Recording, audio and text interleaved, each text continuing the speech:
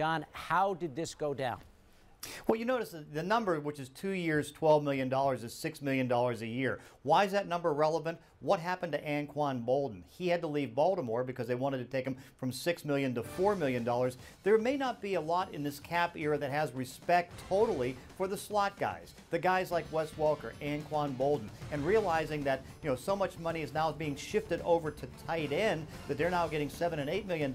It comes at a price, and because there's $16.5 million in New England tied up on tight ends, it did leave less than $6 million a year offer for Wes Welker. And so what Wes did is try to say, hey, I'm worth at least $6. He said no. He went to Denver and he found it. 2 years, $12 million. Boy, those numbers sound paltry for a guy who's got more catches than anyone else in the history of the league over the last 6 years. So now the Patriots are without their slot guy, Wes Welker.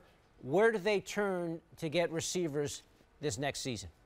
Well, there's a mystery visit out there by Danny Amendola. I know, trying to check on Danny, who, of course, is a St. Louis slot receiver who would like to get $6 million a year. He is out and about, but nobody's saying where he is. Does that mystery make you think that New England could be a destination? And you'd have to think so. He would be the next option with Wes Welker out of the mix here. And Danny Amendola is a very good guy as far as working the slot, doing those different things. He's not Wes Welker, but he would be the next option. So with New England and a couple other teams that might be interested, we'll see if Danny Amendola links up with the Patriots. And now, how does this impact Brandon Lloyd? Because I know he has a bonus coming.